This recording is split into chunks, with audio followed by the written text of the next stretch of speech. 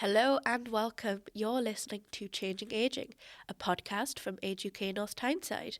We are a leading charity in supporting older people, their loved ones, and carers across the borough. We are an independent brand partner of Age UK, the national charity, who we help through our mission to support older people in later life to live their best life every day. We're your hosts, Paula and Holly, and we are on a journey to change the way that people view ageing by talking about the ups, the downs, and everything in between, because we know that getting older doesn't come with instructions. So buckle in as we share the experiences and stories of our team, customers, and special guests who shape the work that we do. We've been supporting older people for over 50 years, tailoring our services as we go. So, what support does the 21st century older person need? How can we achieve this? And what changes do they want to see? Get all that and so much more with the Changing Aging podcast. You can listen to us on our website, Spotify or YouTube. If you have any concerns or wish to get in touch, please give us a call on 0191 280 8484 or visit ageuk.org.uk/North Tyneside. We hope you enjoy the show and learn something along the way. I must take a trip to California and leave my poor sweetheart alone. If he has a dog, he won't be lonesome, and the doggy will have a good home. How much is that? Good morning. I'm here with Derek this morning. Derek is one of our volunteers at Age UK in North Tyneside. Derek was able to use the services of Age UK with his wife during a process of a dementia diagnosis, and then Derek became one of our very lovely volunteers and has stayed with us and continues to volunteer in some of our groups. So good morning, Derek. Good morning. Okay, so I understand that you were from Manchester. Is that Correct. right? Is Correct. that right? Yes. And I wanted to find out a little bit about you and your history a little bit. So would you mind telling me a little bit about what brought you up to the northeast? I was working in Manchester, obviously, and I was called into my director's office, and he offered me a position in Newcastle. And he asked me to consider it, and I shot back and said, "I've considered it, no." And he said, no, consider it again. I want you to go up and have a look around. And I came up to Newcastle, and that was over 50 years ago, and I liked it immediately. And we went back, and I said yes, and the rest is history. I moved up here, and I very often say to people, I'm a Mancunian by birth, but I'm a Geordie by the grace of God. And I love Newcastle, I love the people, I love the accent. I'm so happy up here. Oh, it's lovely. It's And lovely. I'm a black and white supporter. Ooh. How do you feel about Sunderland being there? I don't mind Sunderland being back in. I think it's good to have them coming over and us going over to them. It's good for the football, It is, absolutely. as long as we keep winning. Yeah, no, doing pretty well at the moment, aren't Yes, we? we are. Doing Yeah. pretty well. Congratulations to them. So can you tell us a little bit about your wife, Kathryn? Kathryn was diagnosed in 2019 with dementia, with Alzheimer's. But I knew 2 years before that there was something wrong. And we went through the process of going to see the experts, and they kept telling me there was nothing wrong. Then a year later, they said it was a mild cognitive problem. And then a year later, they said, oh no, she's got dementia. And I must confess, I felt a little bitter about that, because had they found out that it was Alzheimer's before that, they could have started with the medication, and I would have had my wife longer, I believe. But it wasn't the case, and so they started with medication, and it was all right for the first year or so, with just a gradual deterioration. It was noticeable, but then it started to get worse, and eventually it was necessary for me to hand her over to the professionals, because I could no longer care for her properly, and that was the hardest thing I've ever done in my life. It was awful to have to do that. I bet. Going back to the 2 years prior to Kathryn's diagnosis, so for anybody who's listening, or for anybody who wants to understand the process or is at the start of this process themselves with a loved one, would you advise somebody to go and seek medical advice sooner, or what's your thoughts on that in retrospect, looking back? Well, I identified the fact 2 years before the diagnosis that Kathryn was forgetting things. Kathryn was saying, I would say something to Kathryn, and she would say, you never told me that. And I knew that I had told her that. And it was obvious that she was forgetting things. And yes, I did Google things, and I tried to get an understanding of what it might be. Spoke to the GP, he referred us to the hospital, to the memory clinic. We went and they did the usual exercises, and she was above a certain threshold. And so I did speak to them and said, look, I think there is a problem. No, everything's okay. And then I pushed it again a year later, and then it was a mild cognitive problem. And then the year later, because I could see it was getting worse, and I pushed it again. But I think had I not been proactive, I think it would have just drifted and drifted until it was so obvious there was a problem that it was too late to do anything at all. So I think you've got to look for the signs, but you've got to know what the signs are. And I think, and once it gets back to the GP, I don't believe the GPs really monitor it. Okay. I think it's just kicked into the long grass. So it's really having the awareness and the understanding, doing your own research. I believe so. Okay. Before the changes in Kathryn, what was she like before that as a wife, as a woman? What was she like? Oh, she was fun.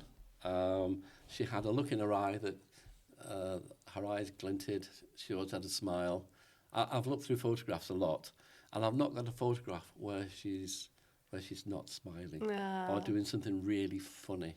She had a great sense of humour, and I look at her now in the state that she's in, and her eyes are glazed over. You know, it's a bit like the lights are on, but there's nobody in, and that's sad. It really is so very, very sad. Very sad to see the changes. Yes. And so fun, glint in her eye. What did she like? Did she like music, sports, crafts? That was she like. Well, we both like singing. We were both members of choirs, and we just enjoyed going out. We were never major party people. We liked going out together for meals and socialising, and we did that for as long as we possibly could. And I was just curious as to why you chose the singing group. So I'm guessing that you then came to Age UK because you'd done some research into finding groups and activities to support Kathryn. Is that right? Absolutely. I looked at possible alternatives, and then we did come along to Sing-Along Memories, and we liked it. It was a nice, relaxed atmosphere, and we got to know people, and we just entered into it, and it was so easy, and it became our Monday afternoon activity. And it was a perfect fit for us, and that was why we settled in nicely there. There's some interesting characters, aren't there? Oh, yes. Some real gems, absolute gems. Yeah. If we said a little bit about the group, so one of the Age UK North Tyneside staff will be there, sometimes more than one, and my understanding, you know more about this than I will, because I don't go very often, but when I do go, it's a total joy and a total delight, and actually quite emotional and moving, just seeing the love and the care in the room that people have for each other. Yes. But when I have gone, sometimes individuals will take a turn at singing themselves, and then it's a big group sing session, and I don't know whether the people that are there choose the songs, or is it a combination of this? Tell me a little bit more about the group. There's a lady who chooses the songs, and she leads the singing. But there are 2 or 3 people who will get up and sing a solo, and they are really good. We have Sylvia, who is a very, very good singer, and she's been on the stage in opera and stage shows, and she is excellent. And she's quite a character, is Sylvia. Little things that Sylvia does. Twice a year she goes to Blackpool, and she goes to the factory where they make rock, and goes in and says, I'm from Age UK, and they give her rock, and she comes back and brings everybody rock, which she gets from the factory. And then we have Leon Moat. And Leon was a professional singer, and his group was the Moat Brothers Country Band. And they were known throughout the country. They were up and down every weekend. They had their day jobs, but him and his brother had their own country band, and they used to go up and down the country, down to London, up into Scotland. And he's excellent as well. And these guys, you know, they get up and sing. And we've done all kinds of things. And it's been very, very, it's exciting. And it's good to see these people still performing. It's a revelation, really. Oh, it's lovely. It's so nice. I didn't know that about Leon, and I knew about Sylvia, but I didn't know that. That's really nice. Yeah, they're very good. So as well as the Singing Memories group, which is on a Monday afternoon, which you went to with Kathryn, and then I believe volunteer at Now. Is that right? You That's still correct, volunteer? yes. As well as that, did you go to any of the other groups? Yes, on a Tuesday we used to go to Morrison's, the supermarket, where they have the cuppa club, and that was good. It's a very friendly get-together. You just sit around a table. There's things you can do, crosswords and, you know, so word search, and that sometimes they bring people in to talk and whatever. And basically, it's when you can just sit down, you make new friends, and you just talk, and sometimes you just have a laugh. We have one guy now called Geordie. He's a wonderful man. He really is. He's from Gateshead originally. He's got the strongest accent you could ever come across. And I sit next to him and I talk to him, and I'll lean across and say, "Can you speak English, Geordie?" and he beams and he laughs. And it's a wonderful character. Leon goes, and there's lots of other people. They're all different. They've all got a story to tell. And the interesting thing is, with both groups, the carers and their loved ones are all in different stages of dementia. And it's lovely just to be with them. Not in any way, you know, you can help them sometimes, but you can be there just to listen. And that's a great help sometimes, just to listen to them and hear what they have to say. And that's sometimes all that you can do, and that's a great help. And you volunteer at that group as well? Yes, I do. Wow. Yeah. Okay. Yeah. Do you have a day that you don't volunteer? Monday afternoon and Tuesday are my days with Age UK. Okay. And do you do other things on the other days, or do you find some time for yourself? Well, I go to two choirs. The evening rehearsals on Wednesday and Friday nights. I have to do my housework, you know. A man needs time for that. But I go to see Kathryn almost every day. Okay. So do you mind telling us a little bit about the transition from using the groups to needing more support with Kathryn? It was remarkably easy. We first started going to the singing group, and the girls who were running the group got to know us, and they got to know about Kathryn particularly. And then they started to ask about me as well. So it wasn't just Kathryn's situation, it was my situation as a carer. And they were very, very kind and started talking to us about other things. And they said, well, we have Morrison's Cuppa Club. You might be interested in that. It's a good group for you to get into. And then after a while, they started talking to us about the Admiral nurses. And then they very carefully got us into that. So the whole process from first to last was seamless. And they guided us carefully all the way through. And that was perfect. And so eventually we got in touch with the nurses, and everything just went smoothly. It was lovely. A lovely, smooth transition. Amazing. So one of the Admiral nurses guided you through the process of finding the right care. Yes, is that right? very much so, yes. Okay. And they were there on call, you know, telephone away, we'd meet with them. They had the information. You've got to reach out. My problem, and it's a problem I think with maybe a lot of men as well, we don't like to admit our weakness. I got to a stage in my life where I was in some dark times, and you don't like to say, I can't do it, I'm a man. Of course I can manage. And there were things that were happening in my life that I didn't even tell my children, because, you know, I'm dad. I'm going to be strong. But I would tell the Admiral nurse, and there were times during the night when I phoned up for assistance and help and guidance. But I still found it difficult to stretch out and ask for help. And I think that it's important to do that, and I didn't fully recognise it. Should have done that earlier. Yeah, yeah. I think that is a really good point, isn't it? Men in general find it hard to ask for help. Yes. But going through something like this, supporting your wife, and then not knowing what to do. So it's we are very, very fortunate in North Tyneside to have such an amazing group of ladies who are Admiral nurses, and they are fantastic. We had Kirsty in, one of the Admiral nurses, talking a couple of weeks ago and explaining what they do, and they just do it. They're just amazing people. It takes a certain kind of person, doesn't it, to do very much so. to do that role. Yeah. Yeah. So it's really lovely to hear that you can phone up. They can be there at the end of a call, even in the night time, and fascinating to know that you were able to share so much information. I found the Admiral nurses more sympathetic. I won't go into details, but Kathryn had a community psychiatric nurse, and there was a situation happened, and the psychiatric nurse was very formal. But I phoned up our Admiral nurse Betty, and she went, and she asked me a question, sympathetically, and then she went on to the formal side.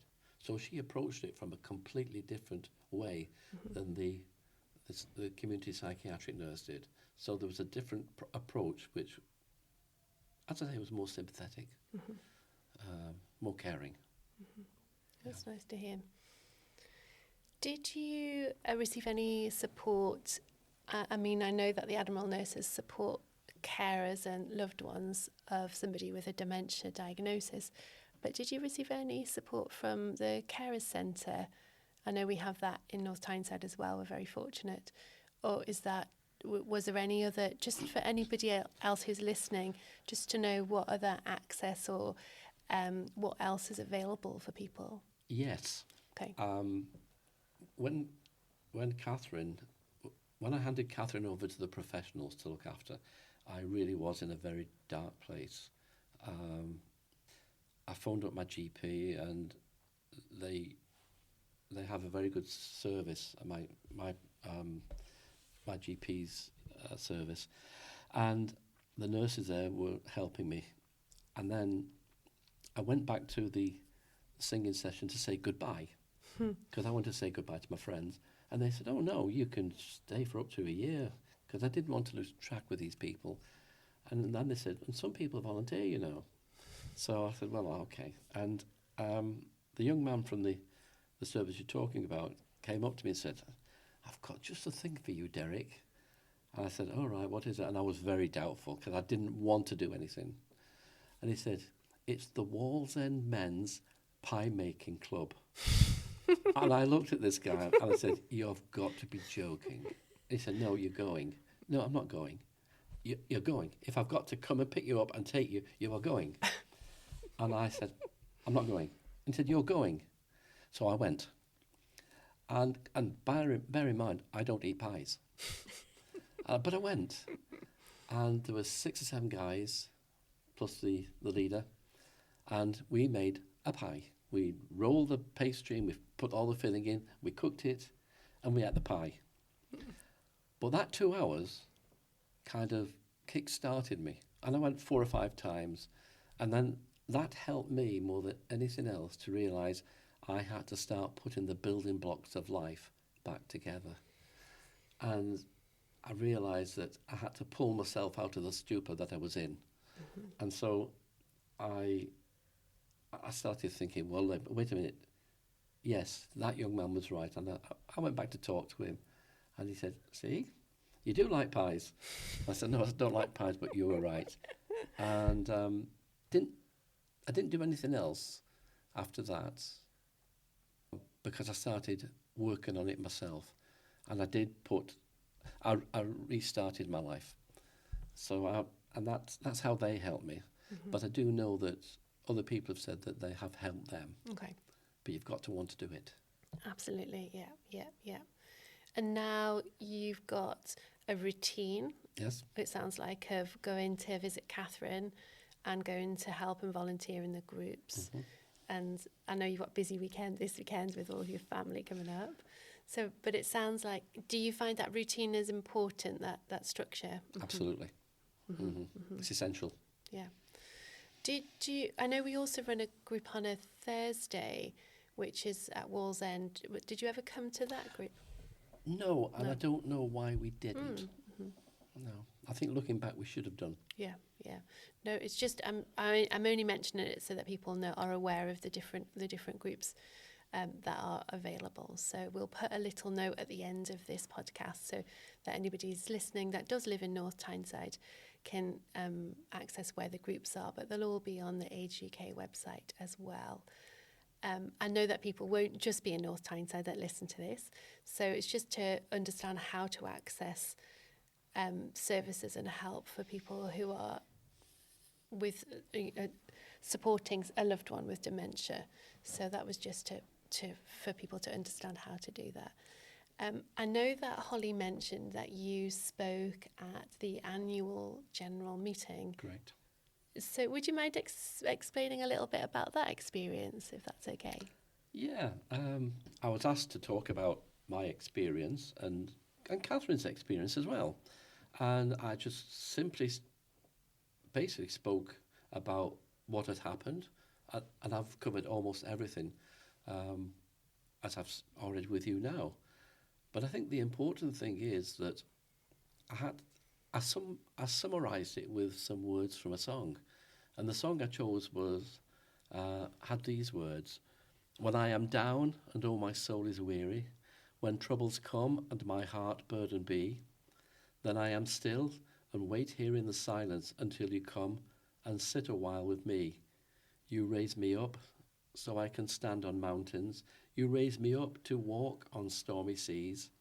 I am strong when I am on your shoulders.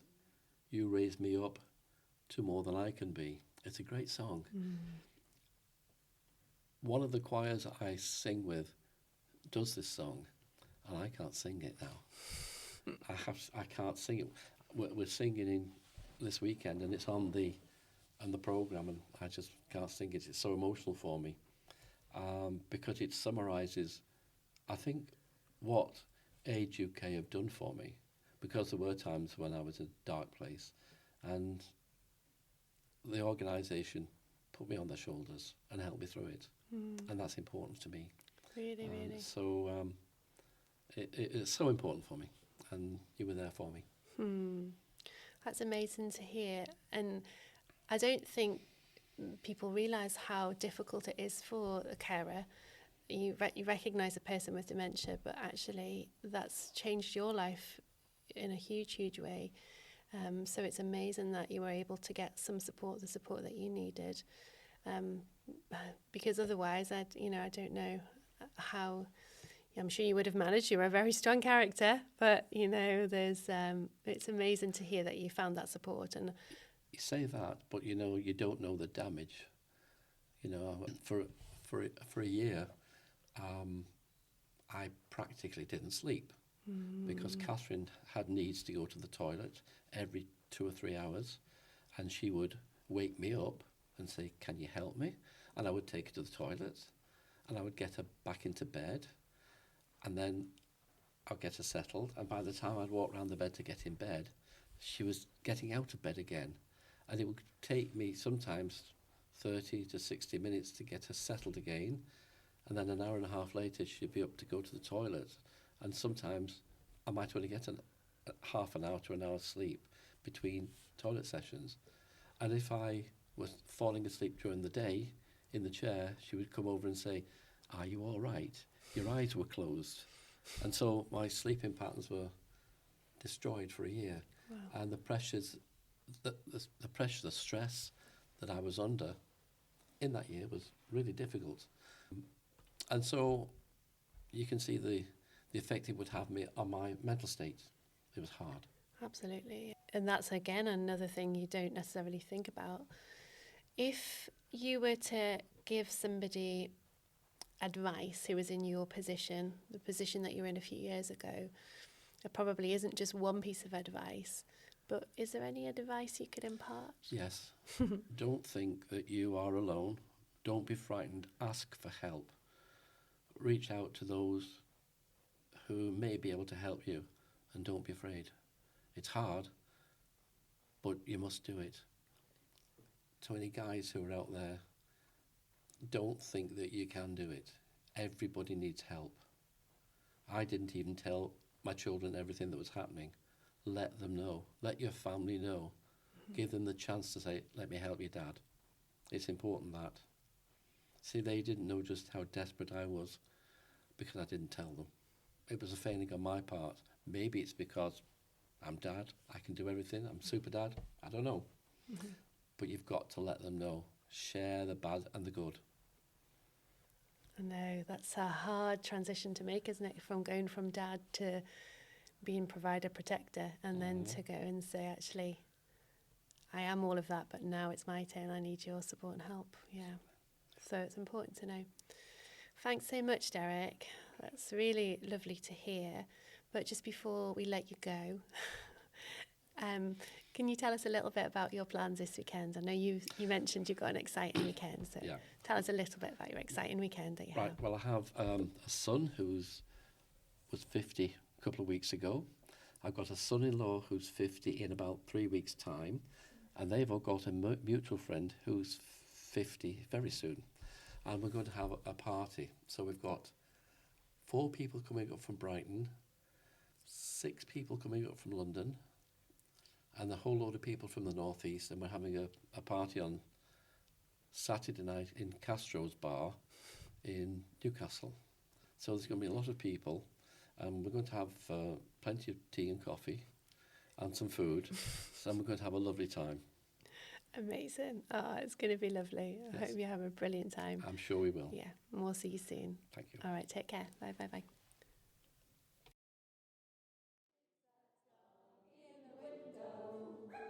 The one with the waggly tail. How much is that doggy in the window?